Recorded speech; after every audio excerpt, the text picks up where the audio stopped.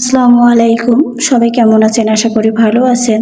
বন্যা রান্নাঘরে আপনাদের জন্য পটল দিয়ে গরুর মাংসের একটি রেসিপি নিয়ে এসেছি। আশা করি অনেকের কাছেই খুবই ভালো লাগবে। দেখতে হলে পুরো ভিডিওর সাথে থাকুন। একটা পাত্রে পরিমাণ মতো তেল দিয়ে এখানে পেঁয়াজ কুচি একটু ভেজে নিয়ে মশলাগুলো অ্যাড করে দিব। এখানে হলুদের গুঁড়ো হাফ চা চামচের একটু বেশি, শুকনো মরিচের গুঁড়ো 2 চা চামচ পরিমাণ, ধনিয়া গুঁড়ো হাফ চা চামচ পরিমাণ, লবণ 1 চা চামচ পরিমাণ দিয়ে একটু নেড়ে চেড়ে নিয়ে এখানে মশলা অ্যাড করব। তেজপাতা 3টে, 4-5টা এলাচ, 4-5টা লবঙ্গ, কয়েক টুকরো গোলমরিচ, দারুচিনি কয়েক টুকরো। এখানে বাটা মশলা 1 চা চামচ উঁচু করে, আদা বাটা, রসুন বাটা, পেঁয়াজ বাটা, জিরা বাটা। আপনাদের মাংস এবং সবজি অনুযায়ী এখানে মশলা কম বেশি করে অ্যাড করে নেবেন। এখানে মশলাটা খুব ভালো করে কষিয়ে নেব, আর মশলাটা যত ভালো করে কষিয়ে নেওয়া হবে খাবারের টেস্টটা ততটাই বেড়ে যাবে। এখানে একটু পানি অ্যাড করে মশলাটা কষিয়ে নিব। বয়স্ক যারা অনেকেরই এই লাল মাংসটা ডাক্তার খাওয়া একদমই নিষেধ করে দেয়।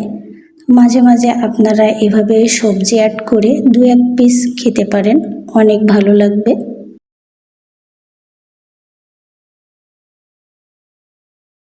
মশলাটা খুব ভালো করে কষানো হয়ে গেছে। এখানে ধুয়ে রাখা মাংসগুলো অ্যাড করে দিচ্ছে।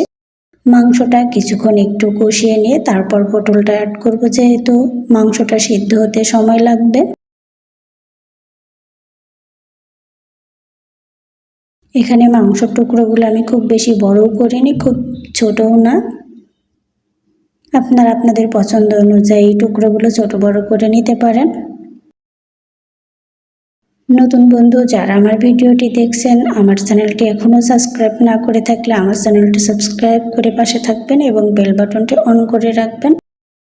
কিছুক্ষণ পর পর একটু নেড়ে চেড়ে দিতে হবে। আর এখানে আমি গরম পানি অ্যাড করব, এতে রান্নাটাও দ্রুত হয়, কালারটাও খুবই ভালো আসে।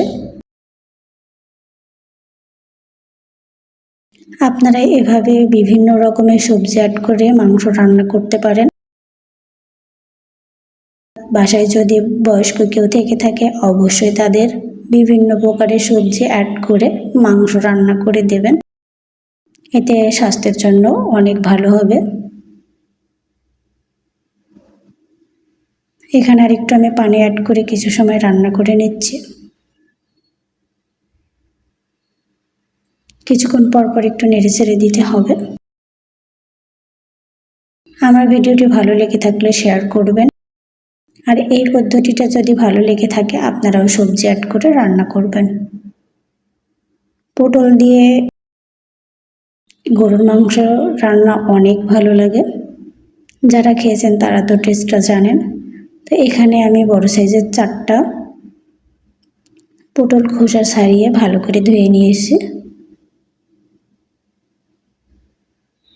পটলগুলো এর মধ্যে অ্যাড করে দিচ্ছি, আর আমি এমন করে কেটে নিয়েছি। মাংসের সঙ্গে কিছু সময় কষিয়ে নেব।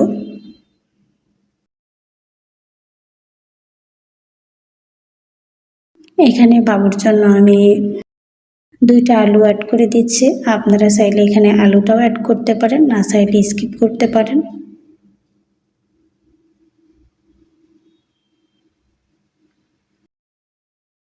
তো যারা আমরা প্রত্যেক সপ্তাহে মাংস খেতেই হবে এমনটা আশা করি, তারা অবশ্যই মাঝে মাঝে এভাবে সবজি অ্যাড করে কিন্তু রান্না করতে পারি, অনেক ভালো লাগবে। একভাবে মাংস রান্না ভালো লাগে না, যেহেতু কাল শুক্রবার, ভালো লাগলে আপনারা অবশ্যই এটা ট্রাই করবেন। এখানে আমি পানি অ্যাড করছি, একটু ভালো করে নেড়ে চেড়ে নেব। এই পানিটা শুকিয়ে গেলে তারপরে ঝোলের জন্য পানি অ্যাড করব। এটা কষিয়ে নেওয়ার জন্য দিয়েছি।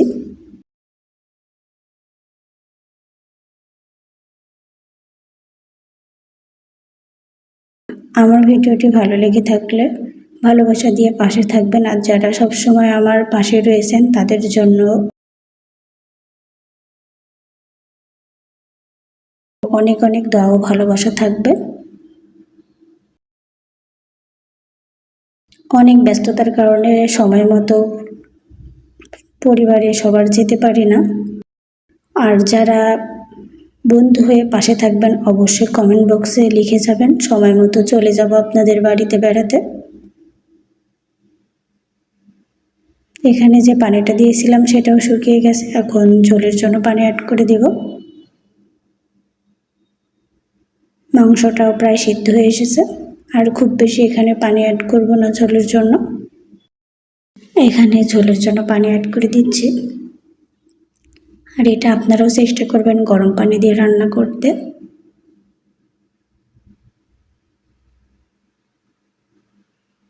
তো দেখুন কিছুক্ষণ পরে ফিরে এসেছি, ঝোলটাও একদম কমে গেছে। এখন ভাজা মশলাটা অ্যাড করে নামিয়ে নিলে হয়ে যাবে। ঝোলের জন্য পানি দেওয়ার পরে আর বেশি দেখায়নি আপনাদের, একবারে চুলা অফ করে দিয়েছি। ভাজা মশলাটা উপরে অবশ্যই দিয়ে নেবেন, আমিও দিয়ে নিয়েছি। নামিয়ে পরিবেশন করে নিয়েছি। তৈরি হয়ে গেল আজকের আমার পটল দিয়ে গরুর মাংসের রেসিপি। দেখতে যেমন লোভনীয় হয়েছে, খেতেও কিন্তু অসাধারণ হয়েছে। আপনাদের ভালো লাগলে অবশ্যই আপনারা কালকে এটা রান্না করতে পারেন। আর যদি আমার ভিডিওটি ভালো লেগে থাকে সাবস্ক্রাইব করে শেয়ার করে পাশে থাকবেন। এতক্ষণ আমার সাথে থাকার জন্য আপনাদের অসংখ্য অসংখ্য ধন্যবাদ। সবার জন্য দোয়া ও ভালোবাসা রইল। নতুন কোনো ভিডিও নিয়ে আবার আপনাদের মাঝে চলে আসব। সবাই ভালো থাকবেন, সুস্থ থাকবেন, সবাই সবার জন্য দোয়া করবেন। আল্লাহ হাফেজ।